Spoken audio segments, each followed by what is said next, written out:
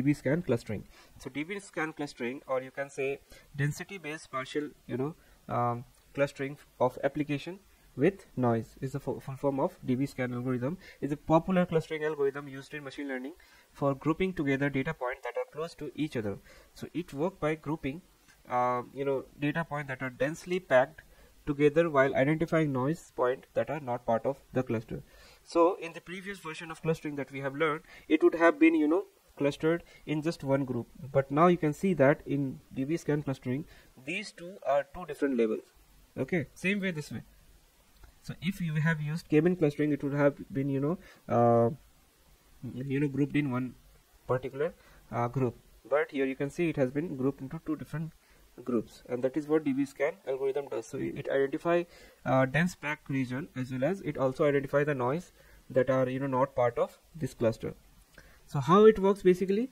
So let's understand the working. Okay, so this density based spatial clustering of application with noise is again a popular algorithm that identify cluster of arbitrary shape in a data set.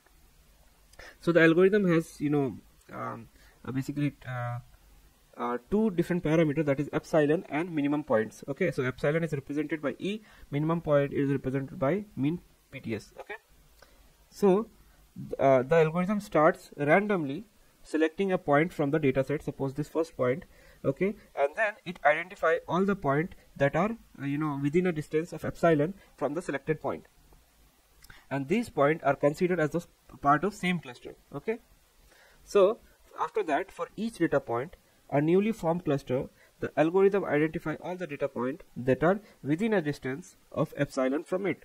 So if the number of such points is greater than or equal to minimum PTS points, then these points are also added to the cluster, and this process continues until no more point can be added to the cluster. So once all the points that can be added to the cluster has been identified, the algorithm select another unvisited point from the data set and repeat the process. Okay, so if the point is not within a cluster, that is epsilon, from any existing cluster, then it is considered as a noise point and is not assigned to any cluster, and this algorithm continues the process until all the point in the data set has been visited. Okay, so I think it is hard to digest this type of algorithm, but let's understand through an example that I have created for you guys to understand thoroughly. So let's understand with a mathematical example. Okay, so suppose we set the values epsilon and minimum points, that is 1.5 and 3 respectively. So the algorithm will follow work as follow. Okay, so the algorithm starts with selecting the first point, that is, let's say 1010, okay, as a starting point for the newest cluster. Then it identifies all the points that are within a distance of 1.5 from the point. So the 1.5, this is what it is used for. So epsilon is again distance calculating. It calculates the distance between 2 points. Okay, so that's why 1.5 is our epsilon. So that's why we will select the point that are within the distance of 1.5 from this point. So the point 1.5, 2.0 and 3.0 and 4.0 are within the distance and are added to that cluster. Okay, so this part is clear. Okay, now for each of these data point, okay, the algorithm identify point that are within a distance of 1.5 from them, that are 5, 7, 3.5, 5, 4.5, 5, 3.5, 4.5 and 4.5, 4.5 are within the distance from one or more point in the cluster. Since the number of points is greater than or equal to minimum points, that is 3, they all are added to the cluster. Now the cluster, the algorithm then select the next unvisited point, that is 5, 0. So we have selected this 2 points, and then after that 5 and 7 are the unvisited point. Okay, and we repeat the process. However, this point is not within the distance of 1.5 from any existing cluster, so it is considered as a noise point.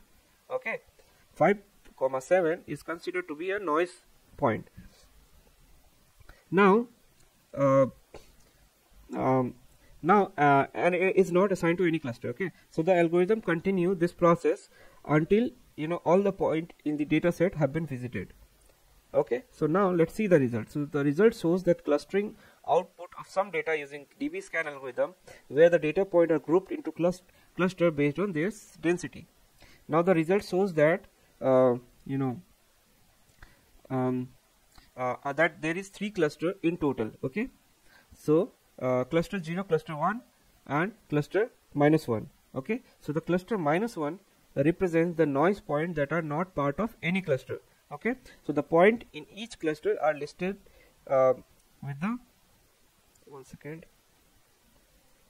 So so let's understand the cluster 1. So basically, the cluster 1, which is the cluster of interest in this case, contains 6 points that you see here, with x and y coordinates. Okay, that is listed in parenthesis. So the point in this cluster has higher densities, as they have all within a certain distance that is defined by the epsilon parameter for each other. So this cluster may represent a group of similar object or phenomena in the data set. So from the plot perspective, we can see that points 1 and 1,1 and 1.5,2 belong to cluster 0, that is this. Okay, then we have all the 6 points that you see here belong to cluster 1, and then this point, that is 5,7, belongs to cluster that is outlier. So basically this is an outlier. Now if you ask me why the number are not matching, because when you will be plotting it, the plot will get scaled. Okay, and that's why the number that you are looking here and here is not same. Okay, but you understand the theory, right? This is how it does. This with first with NumPy method and then with scikit-learn method. Okay, so let's do that. So let's import all the libraries. So first we'll be importing NumPy, import NumPy as np, and then matplotlib. Okay, now first of all we need to create a function that calculates the Euclidean distance between 2 points.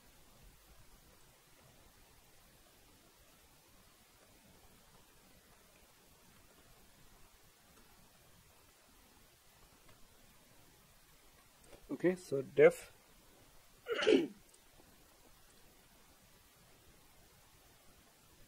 and here we'll pass point 1 comma point 2. Okay, and let's return p dot linear algebra norm point 1 minus point 2. Okay, now after that what we need to create is, we need to create a function that finds neighbors of a point within a given radius. So for that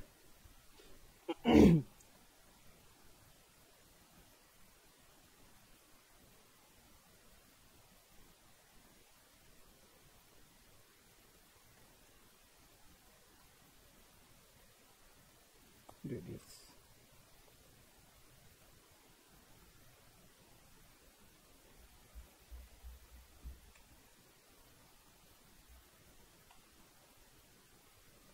Point index and that EPS.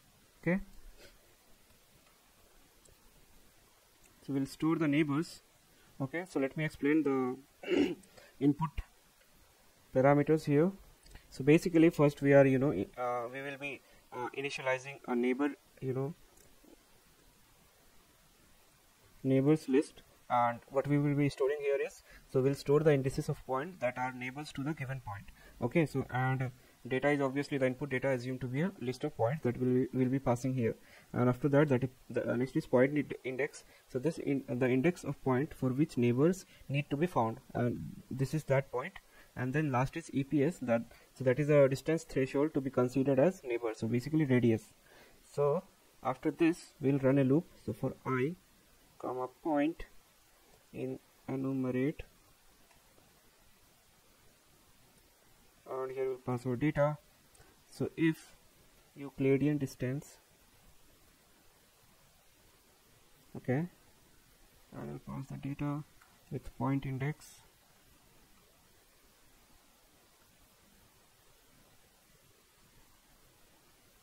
point, and I will compare with the radius, and I not equal to point index.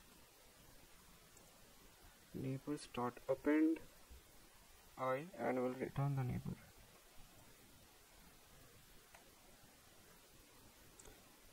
So what's happening here is, so we are iterating through the data points, okay, here, and we are checking if we are checking with the condition. So if the Euclidean distance between the given point and the current point is less than EPS, that is radius, and it is also ensuring that the current point is is not the same as the given point to avoid including point itself in the neighbor, okay, and this is what that condition means.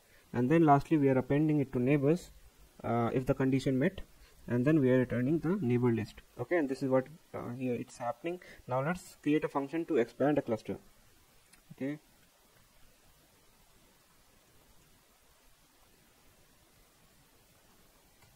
So def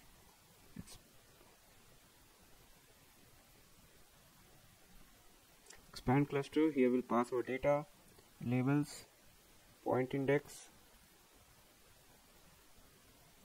okay, and then neighbors, after that cluster ID, radius, and number of minimum samples.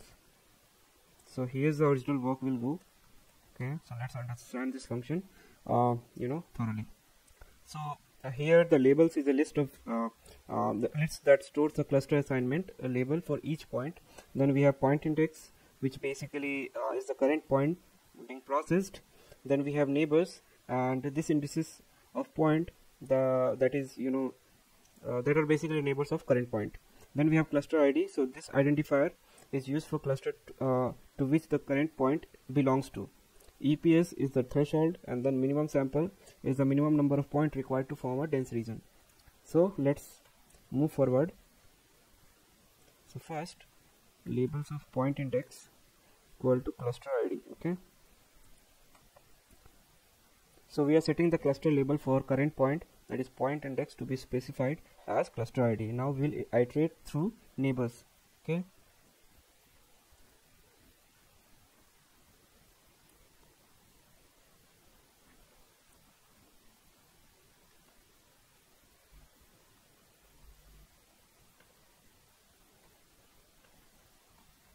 Okay, so if labels of neighbor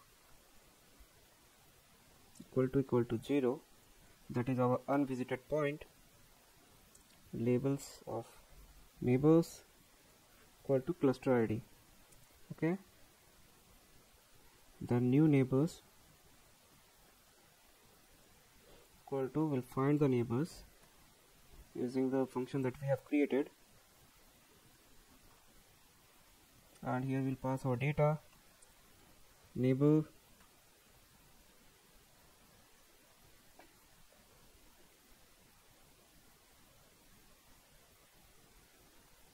so make sure the spelling matches, yeah.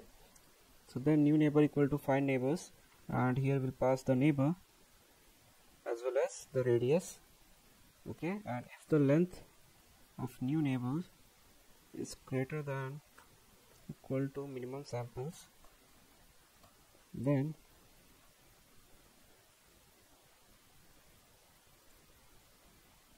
neighbor dot extend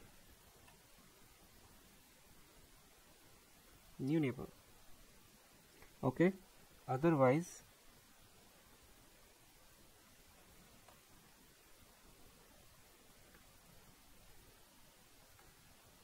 labels of neighbor equal to -1, that is noise point. Then labels of neighbor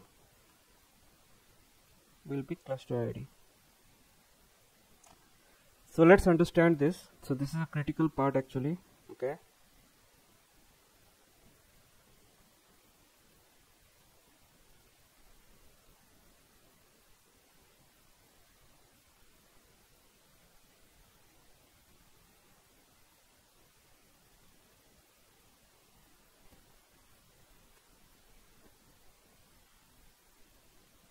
Some error, what, okay, yeah. So what this code is doing is basically is that first we are setting the cluster label for the current point, that is point index, to be specified as cluster ID, okay, and then we are looping through the indices of neighbor at the current point, Then if the neighbor has not been visited, so which is label equal to 0, so we are assigning it to current cluster, that is cluster ID. Okay, and check if it has enough neighbor to be considered as a core point. Okay, so for that we are creating a new neighbor variable, and then we are checking the number of samples. So if the number of neighbors for the current neighbor is greater than or equal to the minimum samples threshold, it is considered as a core point and its neighbor are added to the list of neighbors to be explored. Okay, this is what. So new neighbors will be added, and it will be added because it need to be explored. Then we are assigning the cluster ID to noise point. Okay, which is -1. So if the neighbor was previously labeled as -1, so we will be assigning it to current cluster, that is cluster ID. So basically this function is crucial in DBSCAN algorithm as it recursively explore and label point within the same density connected component, ensuring that all point in a single cluster are identified. Okay, and for that reason only we have done this. Now let's create a main function, that is DBSCAN function, where the actual interesting thing will happen. So def DBSCAN, here we will pass our data, EPS and min sample. So number of points equal to length of data. Then we need to define label also. So np.zeros, and it should be length of number points.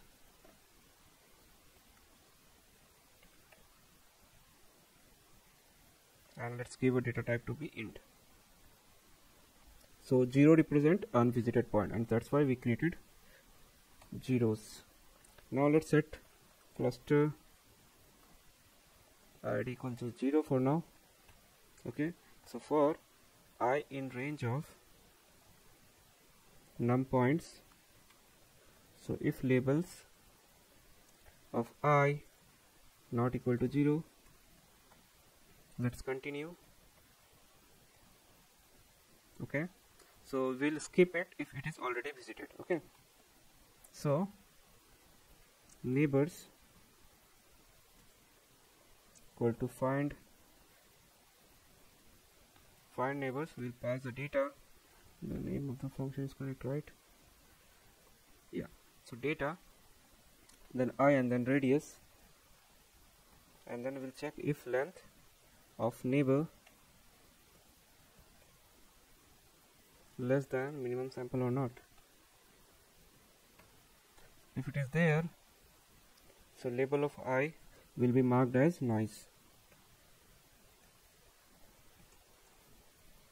Okay, otherwise cluster ID plus equal to 1, and then we'll expand the cluster. So we'll pass data, we'll pass labels, we'll pass our I, neighbors, cluster ID, EPS, and our samples. Okay, and then we'll return the labels. So hopefully everything is done. Now let's create the synthetic data.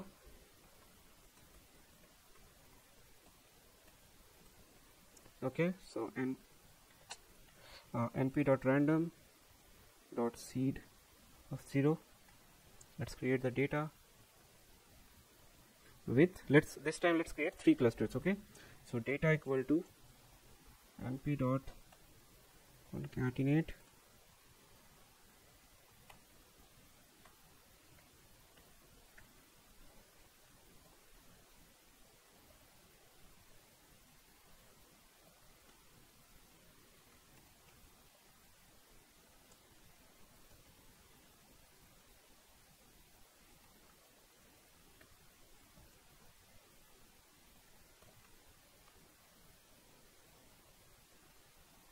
now let's copy this line only. Okay, paste it 2 times.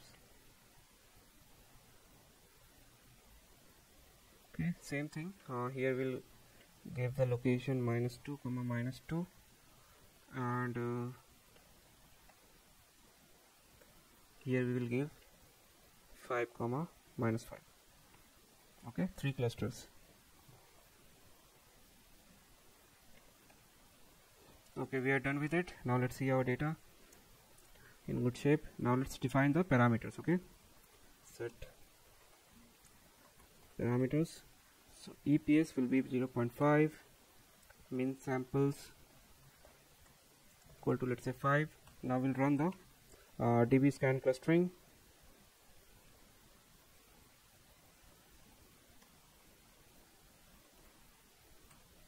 Okay, so we'll get our cluster labels equal to DBSCAN, data, EPS, and min samples.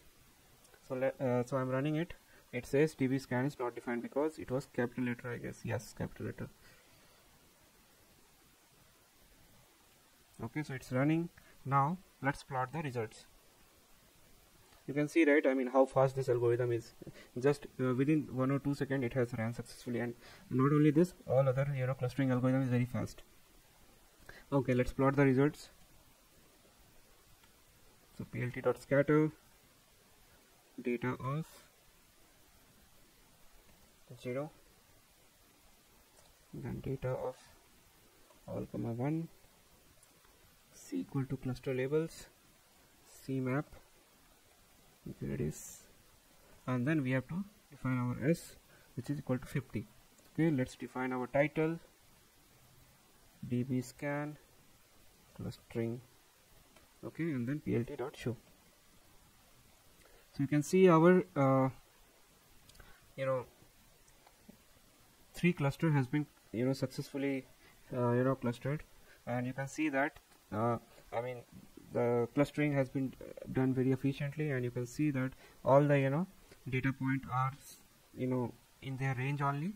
I mean, obviously we have created the synthetic data that way only, but still you can see that it is able to understand where the clusters are, and then efficiently working on it. So hope you guys understood how to implement the DBSCAN clustering with the normal method, okay, using NumPy. And let's create the same thing using Scikit-learn. Okay, and again it will be as it is, nothing much change will be there. Okay, so let's do that. So using sklearn,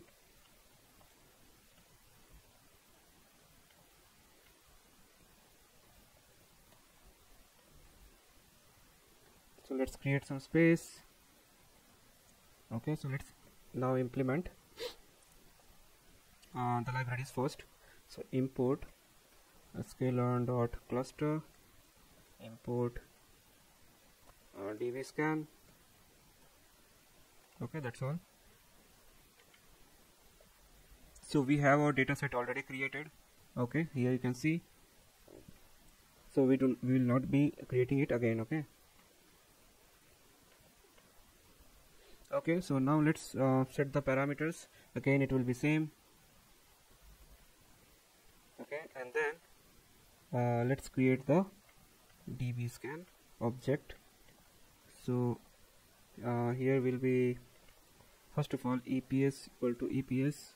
Okay, and min sample equal to min samples.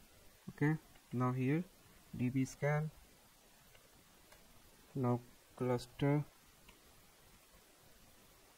labels equal to DBSCAN dot fit predict.